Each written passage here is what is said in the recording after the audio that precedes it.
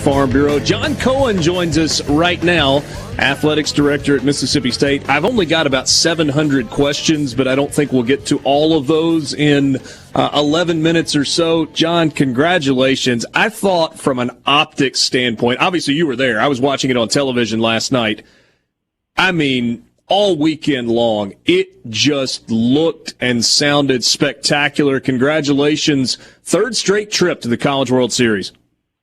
Well, I appreciate it. You know, the people who make the atmosphere at Mississippi State baseball, of course, are the fans, and it's been that way for a long time. And those guys, you know, for the last 2 weekends have been in extreme heat. They've been in thunderstorms. They've been in everything in between, and they just keep showing up and keep cheering on these kids. And, you know, we get off to a little bit rocky start. You know, we give up a home run early in that ball game, and not one person in that ballpark gave up on these kids. And, of course, more importantly, the kids didn't give up on each other. And, yeah, really proud of everyone involved.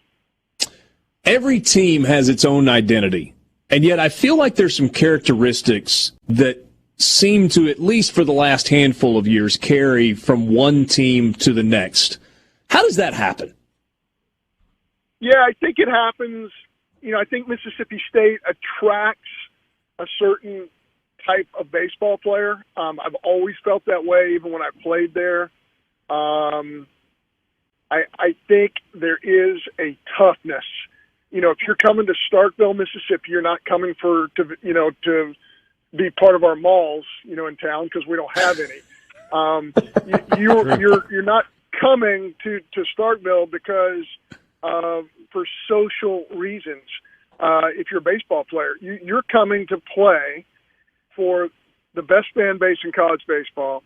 You're coming to be part of a legacy of greatness, which reaches way back into the early 70s and even earlier than that.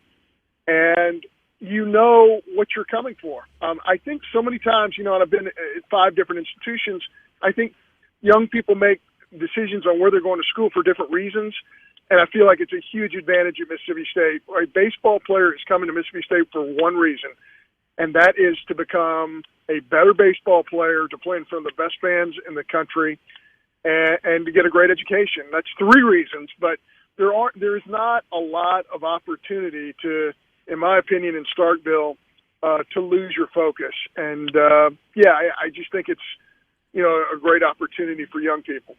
So you're saying that Welcome to Fabulous Stark Vegas is just kind of a marketing thing? Hey, listen, our people make it what it is. You're not going to meet a stranger in Starkville. They're so welcoming, and everyone can feel that who visits our campus. But certainly, you know, there's not a lot of distractions in Starkville if you're an athlete, that's for sure. John, college baseball recruiting is so weird in that it's done out so far in advance. There are guys on this team that committed to play for you. So that gives you sort of an interesting, you know, viewpoint of seeing their success. You know, as a guy who could have been their coach, but now you're the athletic director and watching from that box, what are the emotions of seeing them getting to go out there and dogpile and have this success? Well, that's a great feeling. Watching them, watching our coaching staff, it's an incredible feeling, because you know how hard these folks have worked at it, and what a great job Chris Lamonis and Fox Hall and Gotro and Cheese and all those guys have done with this program. But it is a great feeling. You're talking about recruiting. Former assistant coaches who was with me when we were recruiting Dakota Hudson, and this is how, I'm going to say, messed up baseball recruiting is. I went to go watch Dakota Hudson pitch. He had already signed with us. He had 2 more outings, and I was hoping he would get worse.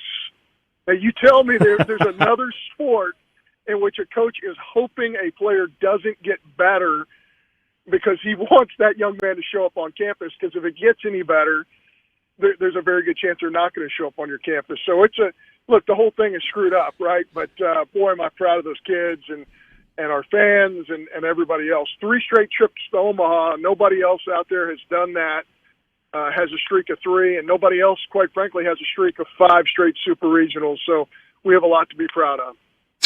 John Cohen, athletics director at Mississippi State. When did you know Chris Lemonis had it? Yeah, I had been on the road and kind of recruited in the same circles. I saw what was happening at Louisville. Dan McDonald is a friend. In fact, I think his oldest son is a student at Mississippi State right now, believe it or not, at Louisville, from Louisville. And I just knew what I was looking for. One of my criteria is who really, really wanted to be part of this great tradition that we have. And he kind of checked all the boxes. And, he wasn't a household name. There are very few household names in baseball coming out of the Big Ten. But what an incredible job he did at Indiana. What an incredible job he did at Louisville. And, you start looking at those Citadel guys. A lot of them have been very successful in coaching. And, my goodness, he played on a College World Series team. So, yeah, really, really proud of what he's been able to do. He's somebody who just connects with the players, holds them accountable, but they know he cares, and he knows the game, and he knows how to recruit. John, I don't think I have to twist your arm to go down this road because I feel like in a lot of ways college baseball set you on a path to where you're sitting today and has provided a ton of opportunities for you along the way. Player, assistant coach, coach, athletics director. But we look around and we see the facilities and the investment in college baseball, and each year in March or right around April 1st, we get those numbers that show percentage of opening day rosters. And it feels like each year the percentage points tick up a couple more from guys that played 4-year college baseball. Is this the best that it's ever been in terms of getting guys ready to get to the big leagues? I think so. The advancement in technology, the advancement in coaching, as soon as I walked out, went up sky high. There's just there's so many positive things happening in college. By the way, that was a joke. No laughter on your side. I get it. But yeah, I just think every part of college. You just did it all by feel. You had it all figured out on your own. It was just a feel thing with you. Every part of college baseball is better, and it's going to continue to get better. I really hope that Major League Baseball, through Commissioner Manfred, will continue to put an emphasis on college baseball. You can see that there's been a de-emphasizing of professional baseball. Many teams and leagues being eliminated.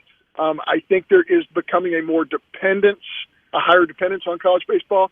But boy, I'd like to see that, displayed through more scholarship aid. If we're going to be used as the minor leagues for professional baseball or Major League Baseball, you sure would like to see a higher investment in scholarship aid for the kids. Can there be enough buy-in to advance that conversation beyond, we think there should be more? I think there can be, as long as it's not, a 300 school discussion. And I say that not to be, I'm not trying to step out of bounds here. I was the coach at, Northwestern Louisiana. I hate the word mid-major, but appropriate here. I understand that there are financial issues all over the place, but I also understand that the highest levels of college baseball can't be held down to the restrictions of all 300 Division I baseball schools. And when I see what's being generated at places like ours, and the kids that are doing it, and the fact that they have to take out loans to be college baseball players, they're paying for the privilege, to play college baseball. I think just at some level that's it's been very well documented. That's not what we're after, and hopefully, I do have a strong belief that can change. Only 30 seconds or so left. What's the plan for the rest of the week in terms of getting to Omaha? And I'm assuming you expect it to look like it always does when Mississippi State gets there in terms of fans showing up in a really big way. Well, not going to go until Sunday. I'm one of those folks. It's just hard for me to sit around the hotel, and I start driving everybody crazy. So I'm going to get as much done as I can before we leave on Sunday to go. But the team will leave on Wednesday tomorrow, and They'll get in some really good practices, and just excited. I can't tell you how thrilled I am to know that there's going to be a full house, that they're going to sell all the seating out. No doubt. 2 months ago, we would have thought that was impossible, but yeah, excited about this opportunity and what an incredible challenge it'll be with the folks on our side of the bracket here. There's no question about it. Hey, no, it's a busy day. Really appreciate a few minutes.